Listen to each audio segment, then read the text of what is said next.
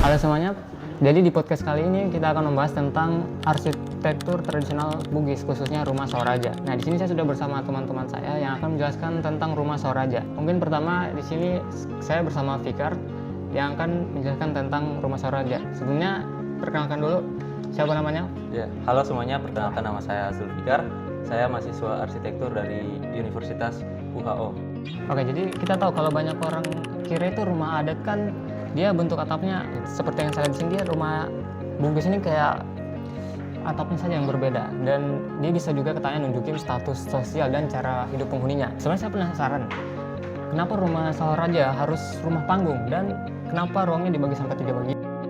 Ya, jadi kan dulu itu masyarakat Bugis banyak menghadapi berbagai masalah lingkungan seperti binatang liar, dan juga udara dan juga banjir. Maka dari itu, rumah Soraja dibuat panggung sekitar 2-3 meter dari tanah supaya lebih aman dan sirkulasi udaranya lebih baik. Selanjutnya kita bahas tentang ruangnya yang ada 3. Yang pertama itu ada rakeang, di atas buat simpan pusaka dan hasil panen. Dia itu berada paling atas dari rumah. Selanjutnya ada ale bola, yaitu dia berada di tengah untuk aktivitas keluarga. Dan yang terakhir ada awa bola, dia itu adalah bagian paling bawah rumah, fungsinya untuk menyimpan alat pertanian dan juga untuk beternak. Oke, jadi ternyata bentuk rumah Soraja itu bukan cuma sekedar soal estetika ya, jadi tapi jawaban dari lingkungan, budaya, dan cara hidup masyarakat Bugis. Oke, jadi tadi kan itu kita sudah bahas tentang rumah Soraja itu punya pembagian ruang yang jelas ya, dan menarik. Setiap ruang di rumah itu ternyata bukan cuma soal fungsi, tapi juga punya makna simbolik. Oke, tadi kan kita sudah bersama teman kita yang sebelumnya, nah sekarang ini baru lagi. Nah, narasumber kali ini, mungkin silakan diperkenalkan namanya. Baik, perkenalkan nama saya Rival, mahasiswa arsitektur dari Universitas Haloleo. Saya tuh penasaran sama bentuknya itu, bentuk atap Soraja itu, dia kan tinggi dan menjulang. Nah, kenapa rumah ini sering dikaitkan dengan status sosial masyarakat Bugis yang atapnya itu tinggi dan menjulang gitu? Baik, wilayah tempat berkembangnya Soraja itu seperti Bone, Wajo, dan Sopeng memiliki kondisi alam tropis dengan curah hujan yang tinggi, suhu hangat sepanjang tahun, serta kelembaban yang tinggi. Selain itu, wilayah juga terdiri dari daratan rendah, persawahan, serta dekat sungai dan karena itu rumah Soraja dirancang menyesuaikan lingkungan tersebut. Nah, rumah dibuat berbentuk panggung untuk menghindari genangan air dan meningkatkan sirkulasi udaranya. Kemudian, atap dibuat tinggi agar panas di dalam rumah bisa berkurang. Selain itu, penggunaan material kayu dan tahan lembab juga menjadi solusi agar rumah tetap kuat dalam kondisi iklim tropisnya. Oke, jadi ternyata bentuk atapnya sampai fungsi ruangnya itu Soraja sebenarnya bukan cuma tempat tinggal, tapi juga cara masyarakat Bugis mengekspresikan budaya dan status sosial mereka lewat arsitektur ya. Sekarang kita beralih ke narasumber yang lainnya. Nah, di sini saya bersama teman saya. Ya, silakan perkenalkan namanya.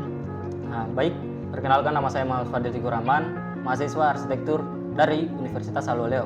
Oke, jadi kan tadi kita sudah bahas tentang rumah Soraja yang berkaitan dengan aktivitas sosial dan kekuasaan. Nah, ternyata bentuk dan tata ruangnya juga dipengaruhi oleh kepercayaan dan filosofi hidup masyarakat Bugis. Nah, yang menarik nih, saya pernah dengar kalau ada konsep yang namanya apa itu?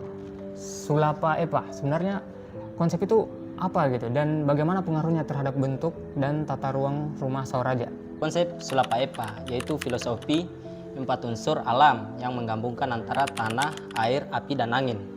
Nah, konsep ini memengaruhi desain rumah Soraja seperti bentuk denah yang cenderung persegi, orientasi bangunan, dan tata letak ruang sebagai simbol keseimbangan antara manusia dengan alam. Nah, ketika Islam masuk pada abad ke-17, kepercayaan ini tidak hilang, tetapi dia bertransformasi. Misalnya, ritual adat mulai diselaraskan dengan doa Islam, dan orientasi rumah mulai mempertimbangkan arah kiblat. Selain itu, kehidupan masyarakat Bugis juga diatur oleh sistem nilai yang disebut penderang, yang terdiri dari adat, hukum, keputusan, stratifikasi sosial, dan syariat Islam.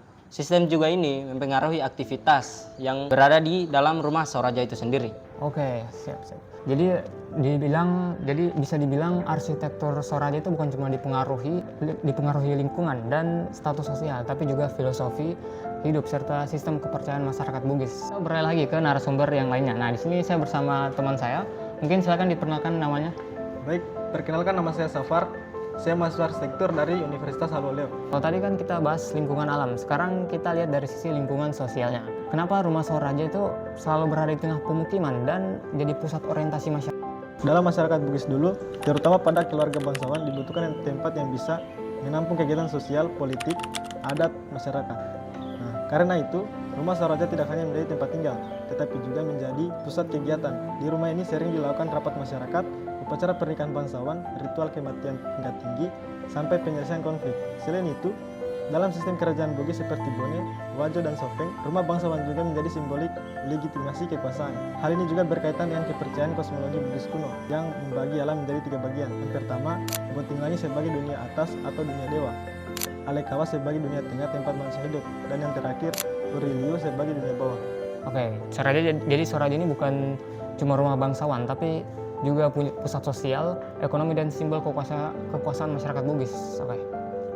Oke, jadi sebelumnya kita bersama narasumber yang sebelumnya. Jadi sekarang kita bersama narasumber yang terakhir. Nah, silakan diperkenalkan namanya. Ya, perkenalkan nama saya Abi Triadas. Saya mahasiswa S1 Arsitektur dari Universitas Halu Oleo. Tadi kan kita bahas tentang filosofi dan sistem kepercayaan yang mempengaruhi rumah Soraja. Nah, ternyata ada faktor lain juga nih yang sangat menentukan bentuk dari rumah ini.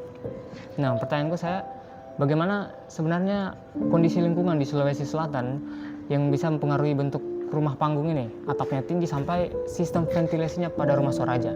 Dalam budaya Bugis, lingkungan tidak hanya dipahami sebagai ruang fisik, tapi juga bagian dari sistem spiritual. Dalam naskah Sura Galigo, alam dipercaya terbagi menjadi 3 dunia, dunia atas, dunia tengah, dan dunia bawah. Karena itu, pembangunan rumah Soraja tidak sembarangan. Lokasi dipilih berdasarkan pertimbangan adat. Ada ritual sebelum pembangunan, dan arah rumah ditentukan untuk menjaga harmoni dengan alam.